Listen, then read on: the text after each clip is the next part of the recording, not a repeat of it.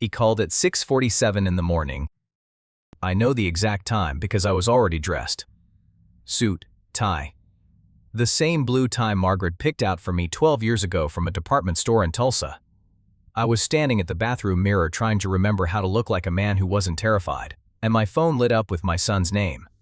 I should have known from the first word. Dad, listen. 2 hours later, I walked into that auditorium alone. 31 years on the force, chief of police. And the only person in that entire building who knew my name before that morning was a 29-year-old kid named Callum Briggs, who had no reason to be there and came anyway. I need to tell you what happened that day, because it didn't just change me. It changed what I thought family was supposed to mean. If this is the kind of story that gets you, go ahead and drop a comment. Tell me where you're watching from. Hit the like button and subscribe if you haven't yet. Now let me take you back to where this really starts. My name is Gerald Holt, 63 years old, retired now, obviously. I spent 31 years with the Maplewood City Police Department in eastern Kansas. Started as a patrol officer in 1993, worked my way up through detective, lieutenant, and finally chief. Margaret was with me for all of it. Married 34 years. She used to say she didn't marry a cop, she married the man underneath the badge. I think that was her polite way of saying she put up with a lot. We had one son, Derek. He's 40 now, lives in Seattle, works in tech. Good-looking kid, smart. We weren't always close. Police hours don't make for easy fatherhood. But I told myself we'd have time. You always tell yourself that. Margaret died 18 months before my retirement ceremony. Ovarian cancer. 8 months from diagnosis to the end. I won't describe those 8 months. Some things don't belong in a story. What I will tell you is that she made me promise to finish out my term. Don't you dare quit on those people, Gerald. So I didn't. I went back to work 9 days after the funeral, which my grief counselor later described as, and I'm quoting directly here, one of the more inadvisable things she'd ever heard. But I finished, and the department scheduled my retirement and commendation ceremony for April 14th. 31 years of service. The mayor was going to be there. The city council. Officers I'd trained who were now my rank or above. It was a Thursday, 10 a.m., at the Civic Center on Brennan Avenue. I called Derek in February to tell him the date. He said he'd be there. Now I have to tell you about Ray Briggs. Ray was my best friend for 26 years. We came up together. Met at the academy in '92, both assigned to the same district. Ray was louder than me, funnier than me, and somehow better at everything, despite never appearing to try.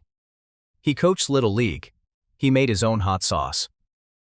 He once talked a man off a water tower by spending 45 minutes discussing the Kansas City Chiefs' offensive line situation. Ray died 4 years ago. Sudden cardiac event, 58 years old, on a Tuesday morning while making coffee. His wife Linda called me, and I sat down on my porch steps and stayed there until it got dark. Ray had one kid, Callum. Quiet boy, always was. Took after his mother in that way. By the time Ray died, Callum was 25, working construction out of Wichita. He came to Margaret's funeral. Didn't say much, just shook my hand and stood there, which was exactly right. I hadn't seen him in about 8 months when my phone rang on the morning of April 14th. Derek called at 6:47. Dad, listen, I'm so sorry. The Hendricks launch got moved to this morning. It's the biggest account we've ever. I stood at my bathroom mirror and I listened to my son explain why he wasn't coming. I said the thing you say. It's okay. I understand. These things happen. I said it the way you say it. When you don't mean any of it, but you're too tired to mean anything else. I hung up, straightened my tie. The blue one Margaret picked. And then I drove to the Civic Center alone. I was sitting in a side room off the main hall. They put me there to wait while the guests were seated. When there was a knock at the door, I thought it was Chief Whitmore's assistant coming to run me through the program order. It was Callum Briggs. He was wearing a sport coat that didn't quite fit across the shoulders. He was holding his hat in both hands the way young men do when they're nervous. He looked exactly like his father at 25, and it hit me somewhere in the chest before I could stop it. I said, "Callum, what are you doing here?" He said, "My dad talked about this day for years. Said when Chief Holt finally retired, somebody ought to show up and make sure he knew it mattered." He shrugged one shoulder. So, I didn't say anything for a moment. Then I said, "Your dad was a pain in my rear end for 26 years. Callum smiled. "Yes, sir," he said, "you'd say that."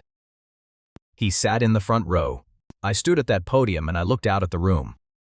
200 people, officers, city officials, neighbors, people whose names I'd known for decades.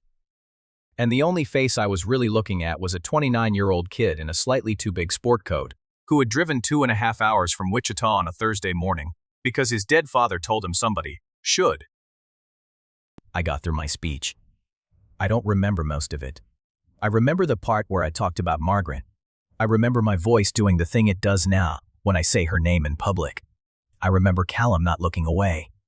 Afterward, we went to a diner on 5th Street.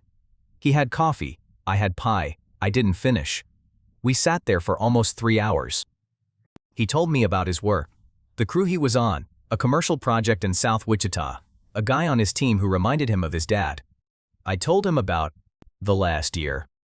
Margaret, the department, what retirement actually felt like at 6 a.m., when there's nowhere you have to be. He listened, the way his father always listened, completely. Like whatever you were saying was the only thing in the room.